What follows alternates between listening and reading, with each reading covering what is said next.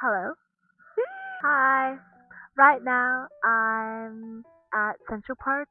You clicked on this video for a reason, a specific reason. I want to say off the bat, you aren't crazy, okay? You aren't crazy, you aren't broken. Literally, you and me and everyone else on this goddamn planet is probably have experienced being in the same boat. I feel like in modern dating specifically, it's like engineered us to keep swiping and keep overthinking. And I forgot which YouTube video it was. She made a YouTube video about dating, and she mentioned a specific essay blog, don't know, a guy named Henrik Carlson, called Looking for Alice, based this off of this couple in Paris named Gertrude and Alice, about how, Gertrude didn't want her relationship to be put in any category or any list because she just liked Alice for who she was and not what ticked off on her category list. So let's just go over how we're fucked. Have you ever sat across from a total stranger and felt a wave of deja vu? Like you look at their photos on your screen and then look up at their face and realize you've lived this exact moment 100 times before with 20 different people. And Carlson uses the name Alice to represent a concept, the ideal partner who doesn't just fit into your current lifestyle, but someone who completely changes everything, rewrites your priorities, and expands your perspectives into something you could never have built alone. I feel like sometimes we've completely lost sight on how to find our Alice. Instead, we've turned this into an interview. Instead of trying to get to know a real person, we treat them like they're just a resume we're looking over. We scroll through the apps with lists, judging people instantly on whether they match our preferences or fit into our daily lives. We've turned it into a transaction in which we only care about what a person can give us right now. And this way, we end up building a wall to protect ourselves from getting hurt. We expect a brand new connection to be totally perfect and easy from day one. We are so afraid of the awkward and messy parts of getting to know someone that we never actually show our true selves. By trying to avoid any risk or discomfort, we stay stuck in a safe and lonely cycle where we never truly connect with anyone. The unwritten rules of dating tell us to protect our peace at all costs, but stay completely independent or never care too much. But if you take a step back and look at it, isn't this process actually hurting us? When you spend months casually hanging out with someone and holding back your real thoughts and treating people like they're fast fashion and like trends that are gonna die in 2 months, our ability to connect actually starts to die and we become numb. And if that's you right now, like, I get it. I feel like it's like such a survival mechanism because we make dating feel so rational to the point where the alternative is that it feels too risky. But in the process, we've actually forgotten how to feel it. Like, isn't that the whole point of this dating process anyway, is to feel it out? We've traded this risk of being truly known to keep people at a calculated emotional distance away from us, if that makes sense. I don't know. And instead of dates being unpredictable and fun when you get to meet someone new, it's turned into a boring, predictable ritual where nobody is being real. Think about what happens when you go out with someone new. You sit down, you order your iced matcha, and hit play on the exact same conversation you've had 4 times this month. Where do you go to school? What do you do? Where do you live? You watch their lips move, but you are completely checked out, performing your own pre-written monologue while they perform theirs. You find yourself nodding along to a story about their dog that you probably already saw on their profile 3 days ago, told with the same self-deprecating punchline they probably used on their last date last Tuesday. You are both trapped in an ambiance of coffee and lo-fi music, going through the motions of an interview neither of you wanted to show up for. I feel like this happens because in our digital world, it's trained us to view people as curated profiles instead of actual people. Before you even see them in person, you've spent days looking at their best photos and their funniest prompts. We have so much access to information now, you've probably Googled them, checked their Instagram, mapped out their aesthetic, and by the time you sit down together, you aren't discovering anything new. You're just double checking to make sure that their physical copy lives up to its profile. And this causes a weird mental block, what we might call a phantom presence. You aren't actually talking to the person in front of you, you're talking to a shadow of who you want them to be, or a caricature of who you fear they are. Because we read people like feeds, we truly stop listening. We just wait for them to say keywords that match what we want, or red flags that tell us to run. And we look at them through a filter of expectations, trying to see if their physical presence can live up to the digital ghost that we've been projecting onto them. And this leaves people feeling like disconnected from reality, that they're talking to the phantom presence and the person in front of them is basically erased. And when a date is reduced to just an interview to verify a profile, it stops being a way to connect. It actually just becomes a chore that leaves both people feeling emptier than they did when they were alone. So why do we stay trapped in this loop if it makes us feel so hollow? And I think it's because these apps have gamified our human connection, turning our biological need into like a slot machine that feeds us cheap little dopamine hits. I mean, think about the daily habit of using these platforms. You rarely open the app because you want to invest your time and energy into building a long-term relationship that afternoon. You open it because you're bored, or because you're standing in line at the grocery store, or because your self-esteem feels a little low after a stressful day. You swipe, and you get a match. Your phone screen lights up. Someone thinks you're attractive, and your brain gets a sudden rush of validation. But notice how quickly that feeling disappears.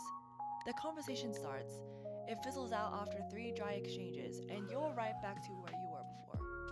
We have become so addicted to the anticipation rather than the connection itself, like collecting matches like digital trophies and abandoning them the moment they require real focus. It's like the same mechanism that makes like slot machines or arcade games so addictive. If you won money every single time you pulled the lever, your brain would get bored. But because you only win sometimes, because you have to swipe through 20 profiles you don't like just to find that one highly attractive person who matches back, that reward feels more intense when it finally happens. And I feel like these apps know what they're doing. They're intentionally designed to keep you scrolling, not to help you leave. They don't want you to find someone, they want you hooked on to the cheap dopamine. And this kind of turns into a consumer habit where people crave the text buzz more than the actual person behind the profile. They become dopamine junkies, using other people as a quick medication for their own loneliness, which completely burns out their capacity for patience. And I feel like when you're addicted to this kind of high, real dates start to feel incredibly slow, boring, and disappointing by comparison. We end up preferring the fantasy on our screens over the reality of the person sitting across from us. And this addiction to the next best swipe is, I believe, the core to modern dating today. It's the unspoken truth that everyone just wants to feel some sort of closeness, validation, and maybe a safety of a partner, but absolutely nobody, and I mean nobody, wants to handle the C word. And look how this plays out in real life. For example, let's say you've been hanging out for 3 months in a text-heavy, emotionally intimate situationship. You text every single day from morning to night, you know each other's childhood traumas, and maybe send TikToks at 2 a.m. You know exactly how they take their boba, or maybe you've been crowned temporary passenger princess and your friends refer to them as your partner without thinking twice. But the second someone mentions making it official, or even just hints at being exclusive, everything slows down.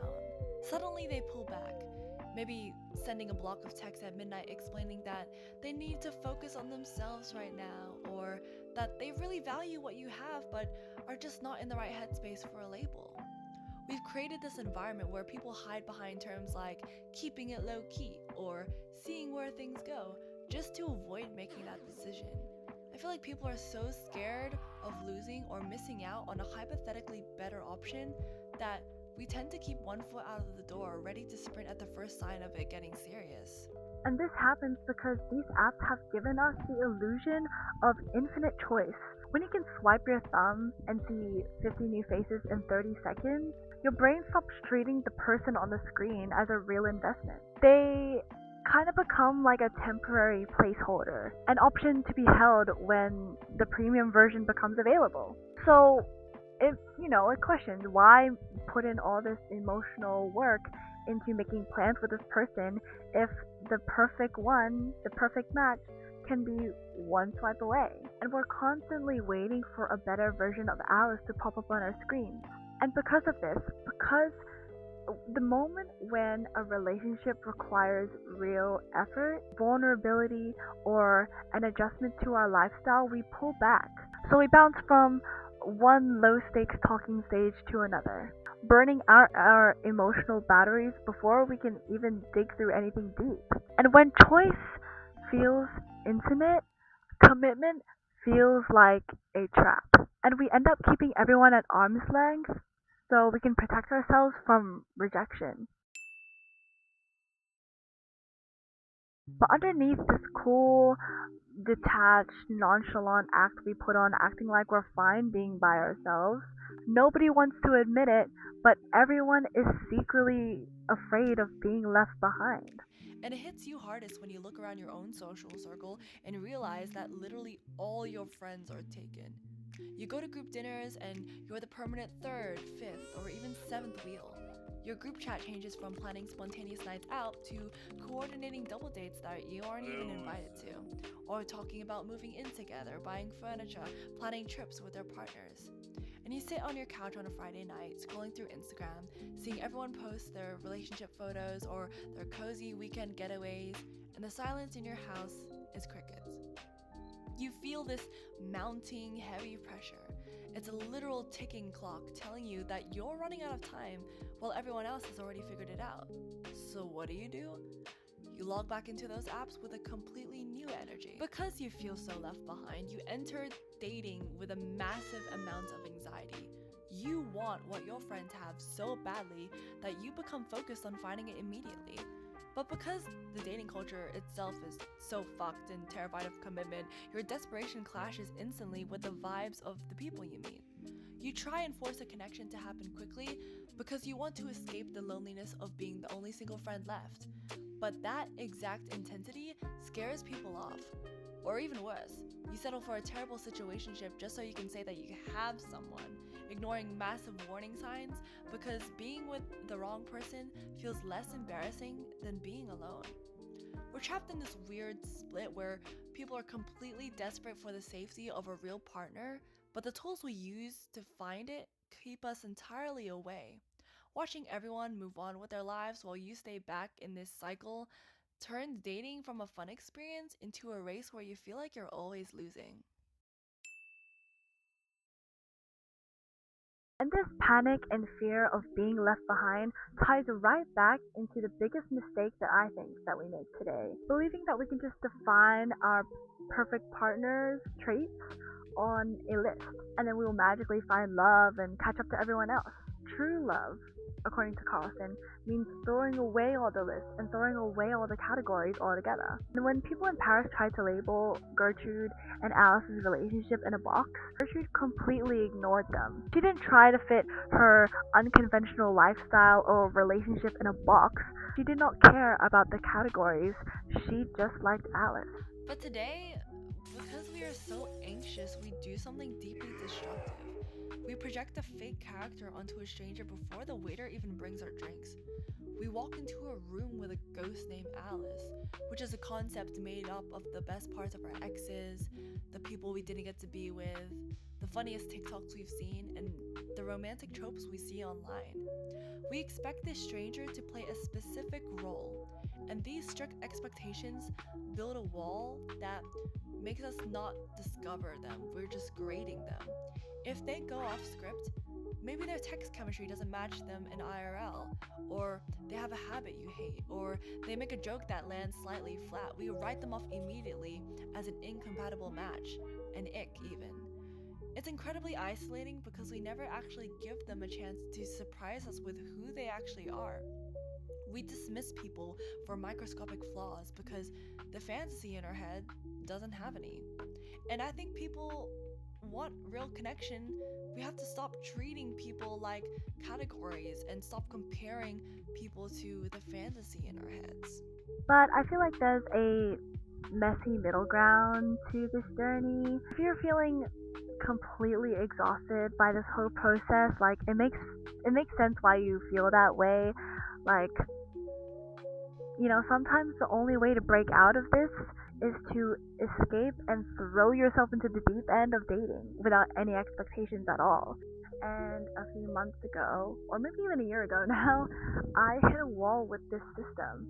Like, I started going out with on just random dates, meaningless at first. Honestly, just to feel something at that time, because I was just, you know, going through a phase and going through a really big ego death. As a disclaimer, I do not recommend doing this, so please stay safe out there. Turn your location on, bring a friend to hide in the bushes, whatever it is. For me, I think I just wanted to put myself in different environments and, you know, meet different people. And a weird thing happened. What started off as a desperate attempt to distract myself with what was going on with me at the time, it turned into a massive self-discovery journey.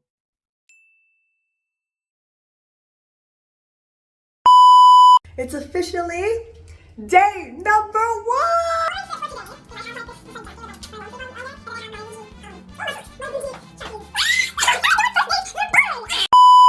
I sat through a whole spectrum. I went on genuinely bad dates where we both didn't want to be there, or dates that were just horrible or dead. I once had a guy disrespect me so much that I left mid-date and ran away, wondering how my life led up to that exact moment. But I also went on good dates, genuinely fun dates, and even if there wasn't a romantic spark. And that was the breakthrough for me. By talking to all these random people, all these different personalities that I wouldn't usually interact with, I was suddenly exposed to completely new perspectives on life. I met guys who viewed the world through lenses that I had never even considered, and listening to them and their life story helped me understand what I would actually value in a partner. I learned what I liked and what I definitely didn't like. Guys, Jody just picked me up. Guy, by the way. Thoughts? Looks okay. Not Rexy's type, from what I know. Yes. But he's not bad. He doesn't look bad. Still, he's nice. He's Yeah, nice. he seemed very nice. Yeah, he Over seemed the very nice. call that I went quieted so that I could see how nice he was. He seemed really nice. The bad dates that were failures, they became boundaries that defined who I actually am. And those awkward and frustrating dates aren't wasted time, except one maybe. They may have been reshaping my map and grounding me back. So, how do we actually move forward from these apps? The culture tells us to stay detached, and the pressure of being the only single person left keeps building. Again, I'm not saying that you need to change your philosophy at all, or, you know, delete all the accounts and the apps, or settle down with the next person that you come across just so you can fit in with your friends. This isn't a lecture, and this isn't a instruction manual at all. I don't know the perfect way to date in the modern world, and I don't think anybody does either. There is no guide to this. Like, as someone who has been single as of right now for the past 20 years and has put themselves in the modern dating realm, unpredictable and tiring and frustrating at times. But I feel like if we stop treating people like a ghost of our past or a slot machine for our ego, we open the door to something entirely new. Whether that's a long-term partner, or a great conversation with someone, or just another story to tell. I feel like it's completely up in the air, and maybe that's exactly the point.